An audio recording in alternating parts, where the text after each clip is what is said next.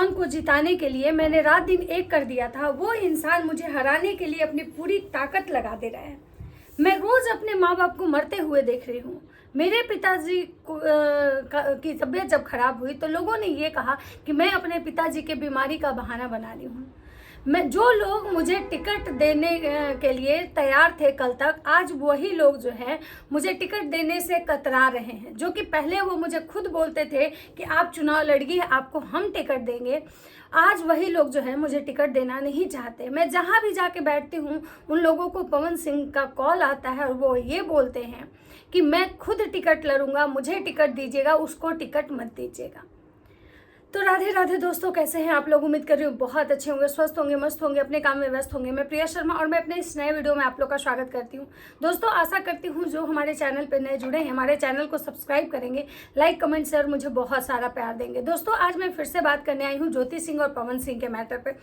ज्योति सिंह का एक पोस्ट आया था कुछ पिछले दिनों, जिसको लेकर पूरा सोशल मीडिया पे तहलका मच गया था क्योंकि ज्योति सिंह उसमें मेंशन की थी कि मेरी कंडीशन ऐसी हो चुकी है, मैं इतनी मजबूर हो चुकी हूँ कि मैं आत्मदाह करने के लिए मतलब के कगार पे हूँ, क्योंकि अब मुझसे बर्दाश्त नहीं हो रहा है। अगर पवन जी आपको मुझे साथ रखना है तो आप रखिए, नहीं तो मुझे इस रिश्ते से आज़ाद कर दीजिए। लेकिन पवन सिंह का उस पर कोई प्रतिक्रिया नहीं आता है। इसी बीच में पवन सिंह का एक वीडियो वायरल होता है जिसमें कि हरियाणवी मॉडल अंजलि राघव के साथ छेड़खानी वाला वीडियो आता है, जिसके बाद भी सोशल मीडिया पे पवन सिंह को लेके काफ़ी हलचल मचती है। और इस वीडियो के बाद, अंजलि राघव के वीडियो के बाद, पवन सिंह का एक जो है माफ़ीनामा का पोस्ट आता है, जिसमें पवन सिंह जो है अंजलि से माफ़ी मांगते हैं कि मुझे मतलब मैं एक कलाकार हूँ, मैं कलाकारों का इज्जत करता हूँ, मैं ऐसा नहीं कर सकता हूँ। लेकिन अगर आपको लगता है कि मतलब मेरी कुछ बिहेव से, मेरे कुछ बर्ताव से आपको अगर कोई ठेस पहुँची है तो इसके लिए आप प्लीज़ मुझे माफ़ कर दें। और सब मतलब कि जो मतलब है अंजलि से वो माफ़ी मांगते हैं ऑन मतलब सोशल मीडिया पे, जिसको लेके भी लोगों के मन में बहुत सारा ये था कि भाई पवन सिंह जो आज तक किसी के सामने नहीं झुके थे, लेकिन वो अंजलि के सामने झुके। इसका मेन रीज़न क्या था, कि मेन कारण क्या था कि क्या मतलब पवन सिंह को अपनी गलती का एहसास हुआ था, या फिर इसको भी मतलब कोई राजनीति प्रेशर था पवन सिंह पे। बहुत सारे लोग कह रहे थे कि नहीं, पवन सिंह तो चुनाव ही नहीं लड़ रहे तो उन पर राजनीतिक प्रेशर कहाँ से आएगा। लेकिन ज्योति सिंह का ये इंटरव्यू जो है बहुत सारे चीज़ों से पर्दा हटा दिया। बहुत सारी ऐसी मतलब बातें थी, सच्चाइयाँ थी, जैसे कि ज्योति सिंह का ये जो इंटरव्यू है ना, वो एकदम दूध का दूध और पानी का पानी हो गया कि आखिर पवन सिंह अंजलि राघव से माफ़ी क्यों मांगे। क्योंकि जो इंसान आज तक अपने कैरियर में, मुझे नहीं लगता है कि वो किसी से भी माफ़ी मांगा होगा सिवाय मतलब अपने परिवार को छोड़ के, और वो इंसान एक मॉडल से माफ़ी मांगा, ये बहुत बड़ी बात है। तो इसको लेके बहुत सारे लोग कह रहे थे कि भाई ये जो है ना राजनीति प्रेशर है, क्योंकि पवन सिंह को चुनाव लड़ना है। तो अब ये चीज़ें क्लियर हो चुकी है कि पवन सिंह को सच में चुनाव लड़ना है, क्योंकि ज्योति सिंह ने क्या कुछ बोला है मैं आपको बताती हूँ। तो ज्योति सिंह का एक फिर से इंटरव्यू होता है जिसमें ज्योति सिंह का जो दर्द है मतलब काफ़ी जो है ना एकदम छलका है। और दर्द छलकना स्वाभाविक बात है, क्योंकि जो ज्योति सिंह इतना कुछ झेल रही हैं, उसके बावजूद भी अगर धोखे पे धोखा अगर मिले किसी को तो कोई भी इंसान शायद टूट जाता है। और ज्योति सिंह को भी बहुत सारे ऐसे धोखा मिला है जिसके बाद ज्योति सिंह जो है टूट गई हैं। पवन सिंह और ज्योति सिंह का तलाक का चर्चा अब बहुत दिनों से सुन रहे होंगे कि ज्योति सिंह पवन सिंह का तलाक होने वाला है, ज्योति सिंह पवन सिंह का तलाक होने वाला है। और बहुत सारे लोग को ये लगता है आज तक कि पवन सिंह से पैसे लेने के लिए, पैसे ऐंठने के लिए ज्योति सिंह पवन सिंह को कोर्ट तक लेके गई। लेकिन सच्चाई क्या है ये शायद बहुत कम ही लोग को पता है। और मैं आपको बता दूं कि पवन सिंह को ज्योति सिंह कोर्ट लेके नहीं गई, बल्कि ज्योति सिंह को पवन सिंह कोर्ट लेके गए। ज्योति सिंह को अगर पैसे का कोई भी मतलब ये नहीं है, उनको कोई एलिमनी नहीं चाहिए, उनको बस वो इनका कहना है कि कोई हमको 1 रुपया नहीं चाहिए, मुझे कोई पैसा नहीं चाहिए, कोई मेरा पति मुझे वापस लौटा दे। मैं सबसे ये प्रार्थना करती हूँ कि मेरा पति जो है मुझे वापस लौटा दीजिए, मुझे 1 रुपये नहीं चाहिए। उसके बाद ज्योति सिंह ने पवन सिंह पे बहुत सारे एलिगेशन लगाए हैं कि बहुत सारी ऐसी बातें हैं जो मतलब मीडिया के सामने नहीं आई हैं। और हाँ, ज्योति सिंह ने एक चीज़ और क्लियर किया है कि बहुत सारे लोग जो हैं वो ज्योति सिंह को ये कहते हैं कि ज्योति सिंह हर एक बात को, पवन सिंह की बातों को रिकॉर्ड करती हैं ताकि उनको बदनाम करने के लिए। तो यहाँ पे ज्योति सिंह ने कुछ ऐसा बोला है कि नहीं, मैं पवन जी को बदनाम करने के लिए ऐसा नहीं करती हूँ, बल्कि मैं अपनी सेफ्टी के लिए जो पवन सिंह से रिलेटेड जो भी फ़ोन कॉल्स होते हैं, जो हमारी बातें होती हैं, या उनसे या उनके इर्द गिर्द रहने वाले लोगों से रिलेटेड या फिर उनकी फैमिली से रिलेटेड जो भी बातें हमारी होती है, मैं वो हर कुछ रिकॉर्ड करती हूँ। क्योंकि अगर मुझे पता है, क्योंकि ये लोग अपने ही बोल के, अपनी ही बातों से ये लोग मुकर जाने वाले लोग हैं, तो इसीलिए मतलब मैं हर एक बात का रिकॉर्डिंग करती हूँ। और अगर आज मेरे पास रिकॉर्डिंग नहीं होता तो मैं क्या बताती, क्या प्रूफ देती लोगों को, क्योंकि ये लोग तो अपनी बात से मतलब कि पलट जाते हैं। वहाँ पे जब उनसे इंटरव्यू में ये सवाल किया जाता है कि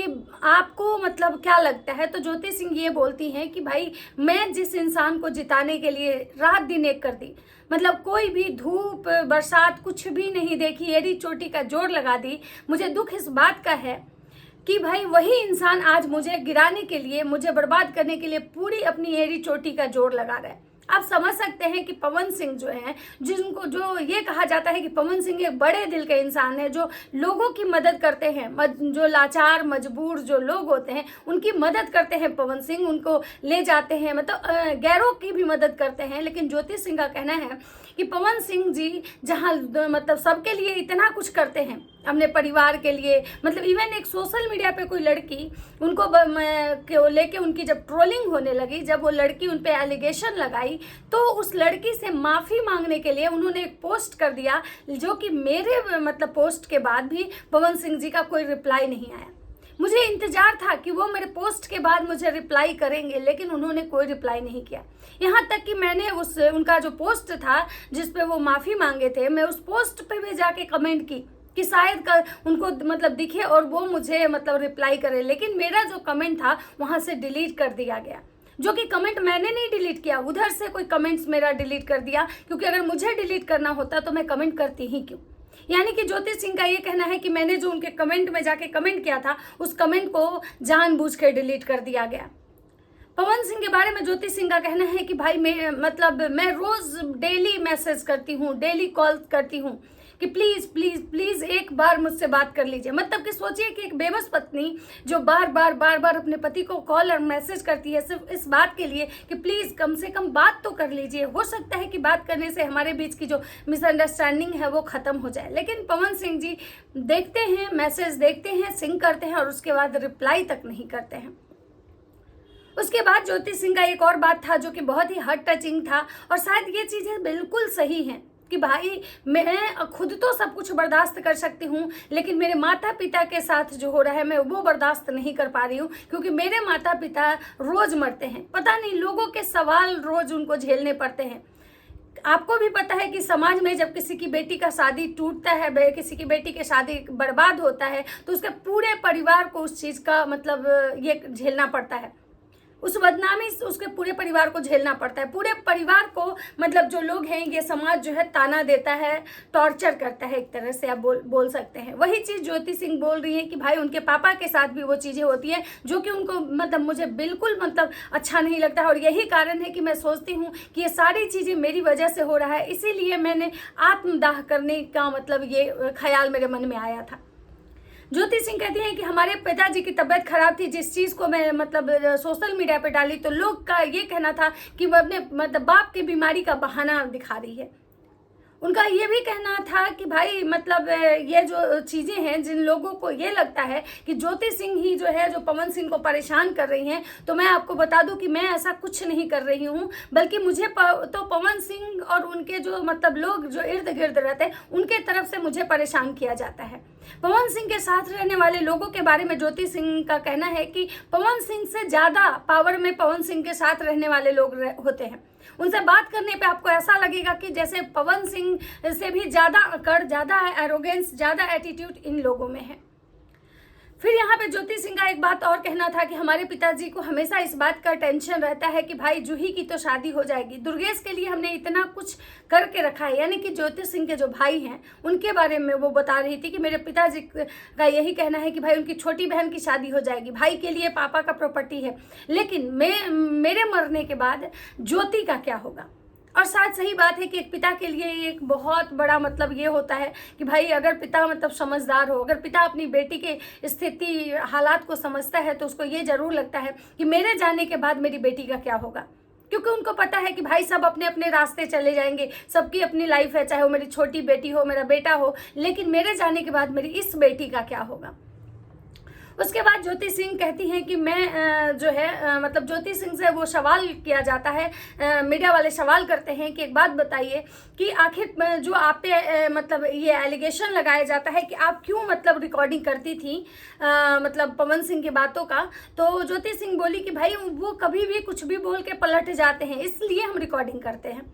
फिर उनका सवाल था जो मतलब जो उनसे मीडिया में जो उनका ये हो रहा था मतलब इंटरव्यू जो ले रहे थे, उन्होंने पूछा कि एक बात बताइए कि जब पवन सिंह का इलेक्शन हुआ था तो क्या आप खुद से गई थी उनके प्रचार में।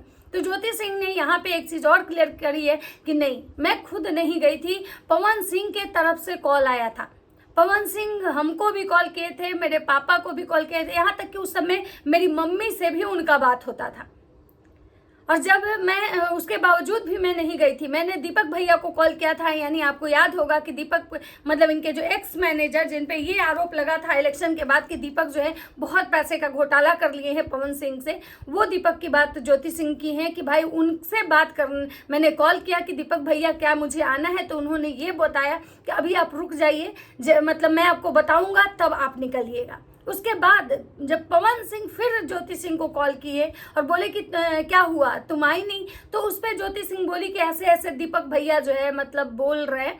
तो पवन सिंह जो है एक पति का अधिकार उस समय जताए मतलब ज्योति सिंह पे कि भाई तुम दीपक ही तुम्हारा मालिक है, मतलब मैं जो कह रहा हूँ वो कुछ नहीं है, तो जाओ तुम दीपक की ही बातें सुनो। जैसे एक पति अपनी पत्नी पे अधिकार जताता है, उस समय पवन सिंह जो है अपनी पत्नी पे अधिकार जताए। और जो ज्योति सिंह है वो उसी समय वहां से निकल गई, मतलब कि जिस समय पवन सिंह का कॉल आया, और तुरंत ज्योति सिंह अपने घर से निकल गई पवन सिंह के प्रचार में।